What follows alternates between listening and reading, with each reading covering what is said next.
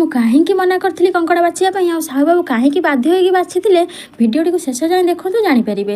ସକାଳୁ ସକାଳୁ ଆମେ ଯାଇ ପହଞ୍ଚି ଯାଇଥିଲୁ ମାଛ ମାର୍କେଟରେ, ଯେଉଁଠିକି ମାଛ କଙ୍କଡ଼ା ଚିଙ୍ଗୁଡ଼ି ପ୍ରାୟତଃ ନନଭେଜ୍ର ଯେତେ ସାରା ଜିନିଷ ଅଛି ସେଇଠି ବିକ୍ରି କରାଯାଏ। ତ ଆମର ୟା ଭିତରୁ ପସନ୍ଦ ଆସିଯାଇଥିଲା କଙ୍କଡ଼ା ଆଉ ଇଲିଶି ମାଛ, ଯାହାକୁ ନେଇକି ଆମେ ଘରକୁ ଫେରିଥିଲୁ। ଘରକୁ ଫେରିବା ବାଟରେ ମୁଁ ସାହୁ ବାବୁଙ୍କୁ ପଚାରିଥିଲି ଯେ ଆଜି ସକାଳର ଟିଫିନରେ କ'ଣ ଖାଇବ? ତ ସେ ମୋତେ କହିଥିଲେ ଆମେ ତ କାଳିଆ ରଜାର ପ୍ରଜା, ଆମର ତ ପୁରୀ ଇଟିଲିରେ ମଜା ଆଉ। ତ ଏଇଆ କହିଲା ଭିତରେ ଆମେ ଯାଇ ପହଞ୍ଚି ଯାଇଥିଲୁ ହୋଟେଲ ପାଖରେ। ହୋଟେଲ ପାଖରୁ ଟିଫିନ୍ ନେଇ ଆମେ ବାହାରିଥିଲୁ ଘରକୁ। ଘରେ ଆସି ପହଞ୍ଚି ମୁଁ ସାହୁ ବାବୁଙ୍କୁ କହିଥିଲି ଯେ ଏତେ ବଡ଼ ବଡ଼ କଙ୍କଡ଼ା ମୁଁ ବାଛି ପାରିବିନି, ମୋ ହାତକୁ କାମୁଡ଼ିଦେବ। ସାହୁ ବାବୁ କହିଲେ ଗୋଟେ କାମ କର, ଯଦି ନ ବାଛି ପାରିବ ତାହେଲେ ଗରମ ପାଣିରେ ପକାଇ ଦିଅ, ତାପରେ ସେ ମରିଯାଇଥିବ, ତାପରେ ସେତେବେଳେ ବାଛିବ।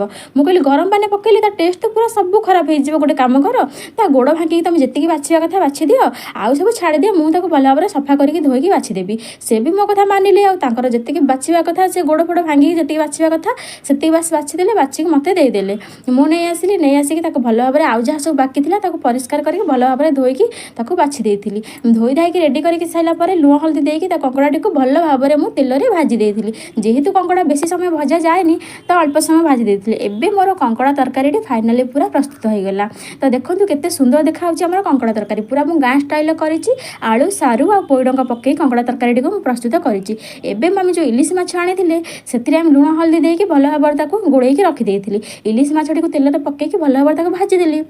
ଯେହେତୁ ଇଲିଶି ମାଛକୁ ବେଶୀ ସମୟ ଭଜା ଯାଏନି ଟାଣ ହେଇକି, ତ କମ୍ ସମୟ ଭାଜିଲେ ହିଁ ତା'ର ଟେଷ୍ଟ ଆସିବ।